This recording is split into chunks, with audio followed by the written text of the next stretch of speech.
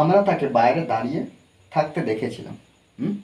দেখো এখানে এই যে বিষয়টা আমরা একটু দেখব কি, আমরা তাকে বাইরে দাঁড়িয়ে থাকতে দেখেছিলাম।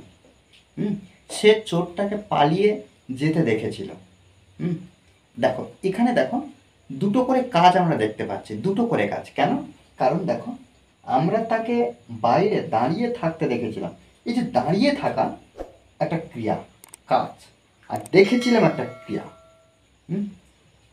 দেখো প্রত্যেকটা কাজে একটা বিষয় দেখো,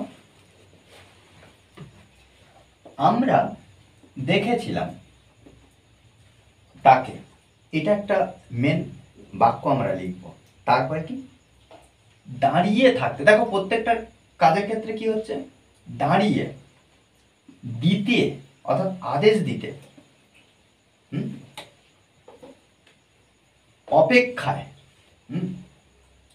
অপেক্ষায়, এই যে দৌড়ে পালাতে, এই বিষয়গুলো কিন্তু আমরা আলাদাভাবে ব্যবহার করব। যে ভার্বগুলো আমরা এর মধ্যে পাচ্ছি সেই ভার্বটা কিন্তু V4 এ লিখব। অর্থাৎ কি, V4 আমরা কি জানি, V4 আমরা কি জানি, ভার্বের সঙ্গে আইএনজি ফর্ম, এটা ব্যবহার করব।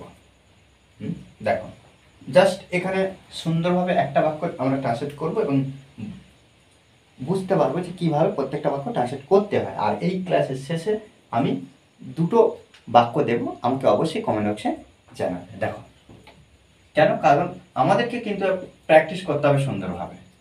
আমরা তাকে বাইরে দাঁড়িয়ে থাকতে দেখেছিলাম, তাহলে আমরা দেখেছিলাম, তাহলে উই দেখেছিলাম পাস্ট টেন্সে, অতীতে কাজটা হয়ে গেছে। তাহলে আমরা লিখতে পারি উই স, উই স, আমরা দেখেছিলাম।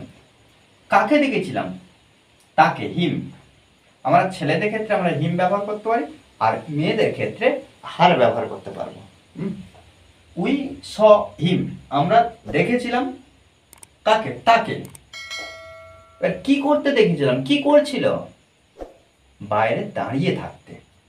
তাহলে এই যে দাঁড়িয়ে থাকতে, এখানে এই অবজেক্টের পরে আমরা জাস্ট দাঁড়িয়ে থাকা, এই যে V4 আমরা ব্যবহার করব। Standing,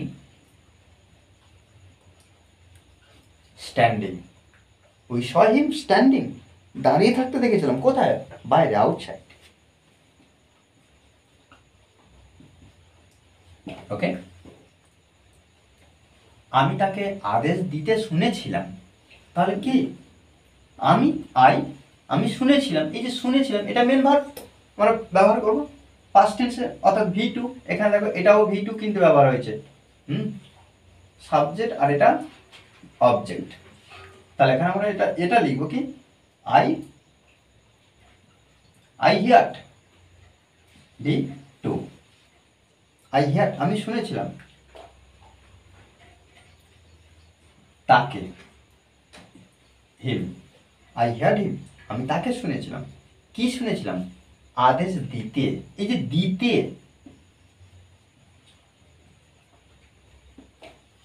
giving orders, giving order.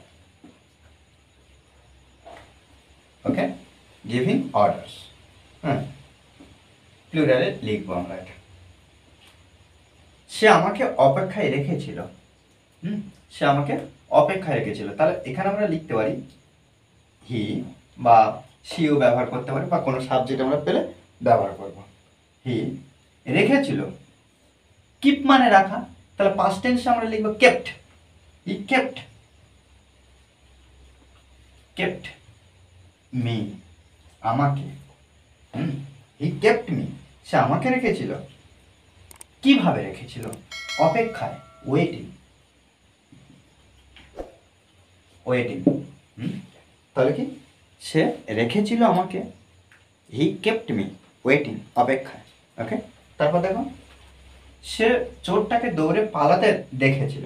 একইভাবে সে দেখেছিল, সে দেখেছিল, হি অর সি স, দেখেছিল। কি দেখেছিল? কাকে দেখেছিল? কি বা কাকে? অবজেক্ট আমরা বসাবো ভার্বের পরে, দ্য থিফ, চোরটাকে। কেমন মানে কি করছিল না, পালাতে, রানিং আপ, রানিং আপ।